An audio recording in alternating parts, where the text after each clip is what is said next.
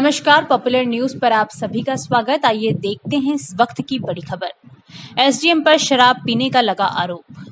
राजस्थान के अलवर जिले के बहरोड के विधायक बलजीत यादव ने एसडीएम संतोष कुमार मीणा पर शराब पीने का आरोप लगाया, जिसको लेकर बात जांच करवाने तक पहुंच गई। एसडीएम ने बिना कलेक्टर के लिखित आदेश के जांच कराने से इनकार कर दिया तो विधायक ने कलेक्टर के पास फोन कर जांच करवाने को कहा। विधायक ने कहा कि बात करते समय शराब की दुर्गंध आई थी, इसलिए मैंने जांच के लिए कहा था। बाद में जांच की तो ऐसा कुछ नहीं पाया गया। एसडीएम ने बताया कि मुझे आज सुबह सूचना मिली कि विधायक कार्यालय पर आए हुए हैं। उस समय मैं फील्ड में था, खोरी चिकित्सालय में गया था, वहां भी लोगों की शिकायत सुन रहा था। हमें ऑफिस भी संभालना होता है और फील्ड को भी संभालना पड़ता है।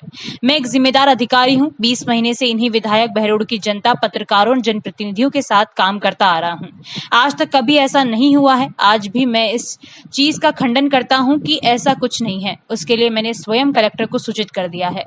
बोर्ड गठित करके जांच करवाऊंगा, जिससे दूध का दूध और पानी का पानी हो जाएगा। विधायक को भी जिम्मेदारी लेनी चाहिए कि किसी की मर्यादा और इज्जत को पब्लिक के बीच पानी पानी नहीं करनी चाहिए। वहीं मेडिकल रिपोर्ट में अल्कोहल नहीं पाया गया।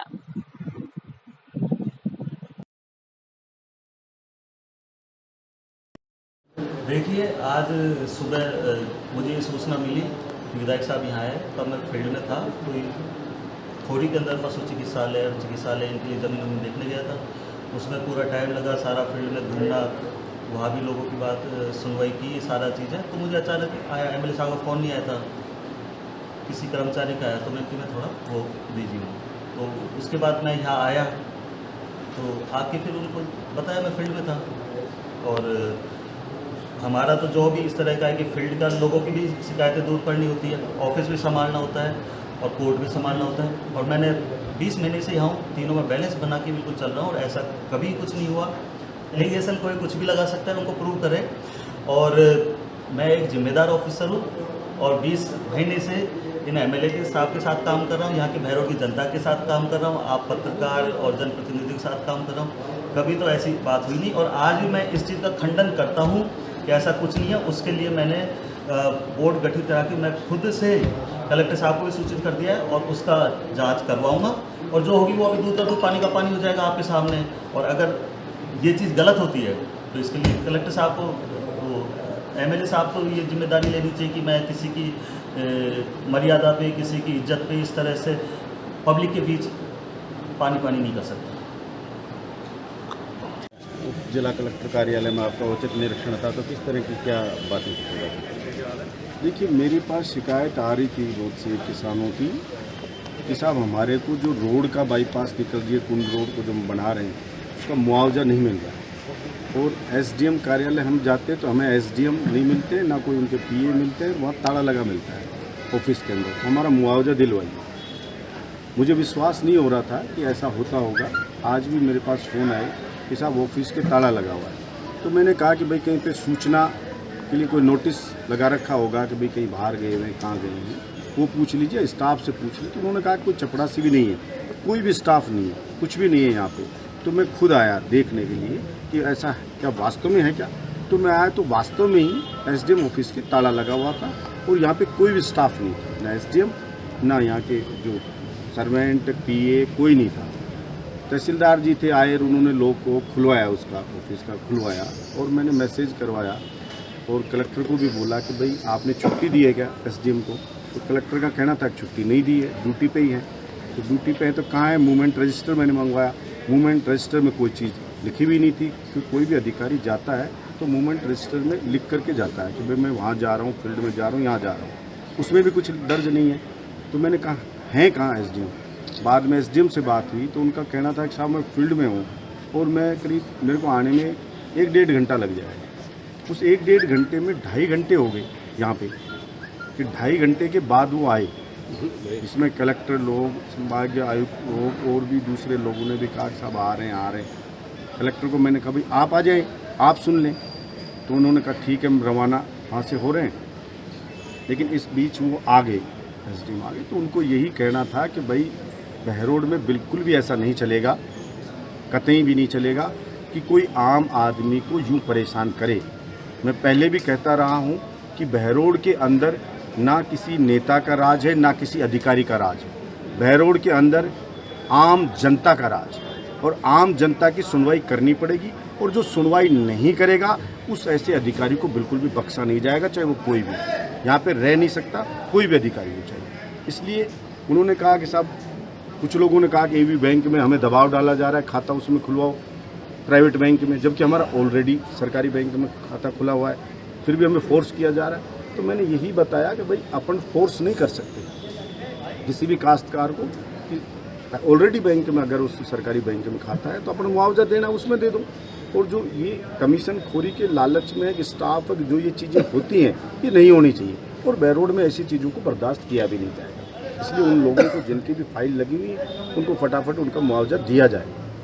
उन्होंने आश्वस्त किया कि साहब मैंने बिल्कुल भी जो चीज़ें हैं पेंडिंग है, मैं 2-3 दिन से कहीं पे बिजी था और मैं साहब अपसेट था, या 2-4 तो वो चीज़ें रह गई है और उन चीज़ों को फटाफट उन चीज़ों को करेंगे।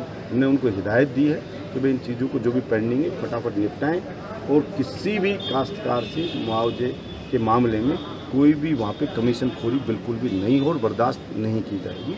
और ऑफिस टाइम में अधिकारी ऑफिस में बैठे और जनता की बात को सुने, उनकी समस्याओं को सुने और उनका समाधान करें। और अगर कहीं बाहर जा रहा है तो यहाँ पे लोग आते भटकते फिर रहे हैं, आप नोटिस लगाइए कि साहब फलानी जगह गए हैं, इस टाइम तक आएंगे, इस टाइम के बाद अपनी समस्या बताएं। वो चक्कर काटता रहता है, वो दलाल उसको झपक लेते हैं, दलाल पकड़ लेते हैं। वो बेचारा सुबह से शाम पसीने पसीने होता रहता है यहाँ बैठा बैठा, साहब मुआवजे के लिए आया हूँ, मुआवजे के लिए आया हूँ। पूरे दिन पसीना जब सारा उसका पानी शरीर का निकल जाता है और उसके घुटने टिक जाते हैं तो दलाल उसके हार पकड़ लेता है, बता अब तेरा क्या करा जाए। बोले साहब चाहे मारो और छोड़ो, मेरा तो कुछ दिलवा दो। कह दिलवा देंगे, हमारे तरीके से दिलवा देंगे। उसका तरीका होता है, वो कहते झट मिल जाता है मुआवजा। तो ये नहीं होना चाहिए। यहाँ पे जो दलाल प्रथा है वो बंद होनी चाहिए और ये हम चलने भी नहीं देंगे। और इसी का नतीजा है कि कितने अधिकारी बहरोड में सस्पेंड हो चुके हैं भ्रष्टाचार के मामले में, कितने। इसलिए किसी भी अधिकारी को कतई ये गलतफहमी नहीं होनी चाहिए कि भाई ऐसा चलता रहेगा या मैं कर लूँगा तो मेरा कुछ नहीं बिगड़ेगा। और मैंने सीधा सीधा शुरुआत से कहता हूँ भाई, चाहे मेरा सगा भाई हो, जो गलत करेगा वो बख्शा नहीं जाएगा।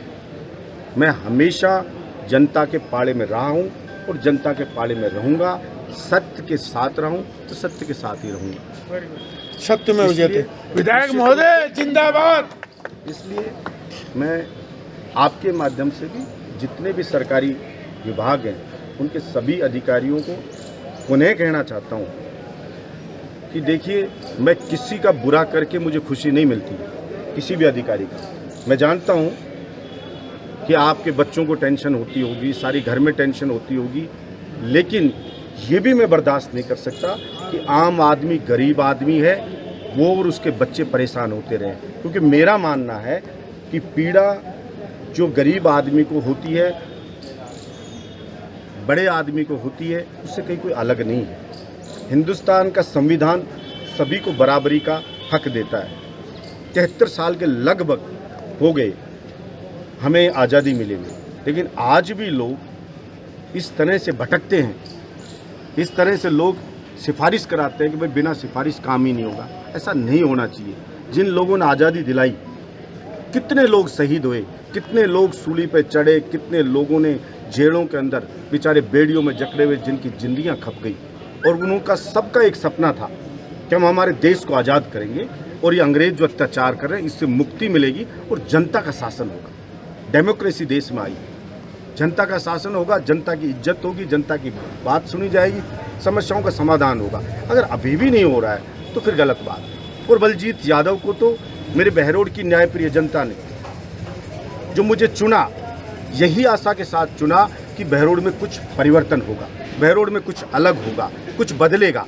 उसी का मैं प्रयास करता हूँ, कोशिश करता हूँ पर डे मैं मेरे विधानसभा क्षेत्र में रहूँ। मैं पर डे रहने का प्रयास करता हूँ, आम आदमी की समस्या को सुनता हूँ। चाहे गरीब से गरीब, कमज़ोर से कमज़ोर आदमी भी, किसी भी ताकतवर से ताकतवर आदमी की मुझे शिकायत करता है कि वो मुझ पर अन्याय कर रहा है, तो मैं उस कमज़ोर के साथ खड़ा रहता हूँ। और यही मेरा धर्म है। और इसी के आधार पर मैं समझता हूँ मेरे बहरोड की न्यायप्रिय जनता ने सारी पार्टियों को धूल चटा करके और एक आम आदमी को बहरोड का विधायक बनाया है। इसलिए मैं अपने धर्म पे रहना चाहता हूँ और हमेशा इस बात का प्रयास करूँगा कि कभी भी मेरे बहरोड़ की जनता के विश्वास का खून में ना करूं, हमेशा उनकी अपेक्षाओं पे खरा हूं। सर आपने कहा शराब पी के आए ऑफिस के अंदर। देखिए, मुझे स्मेल आई ऐसी कि भाई शराब की सी आई। बाद में कुछ चेक वेक भी किया और उन्होंने बताया, देखा भी चेक वेक कर करके, और डॉक्टर भी बेचारे आए। हमने भी देखा जैसे आप मुंह सूंघ ले तो किसी का ही फूंक दे करके, तो हम संतुष्ट हो गए। आपके पत्रकार बंधु भी थे कि भाई ऐसी चीज़ नहीं है, तो मैंने कलेक्टर को भी मना किया। पॉपुलर न्यूज ऐप से जुड़े रहने के लिए हमारे YouTube चैनल को सब्सक्राइब करें, लाइक करें एवं बेल आइकन को दबाना न भूलें, जिससे कि हमारे वीडियो का नोटिफिकेशन आप तक सबसे पहले पहुंचे। धन्यवाद। संभागीय आयुक्त भी इसकी जांच करेंगे और दोषी अगर होंगे तो निश्चित रूप से SDM के खिलाफ कार्रवाई होगी।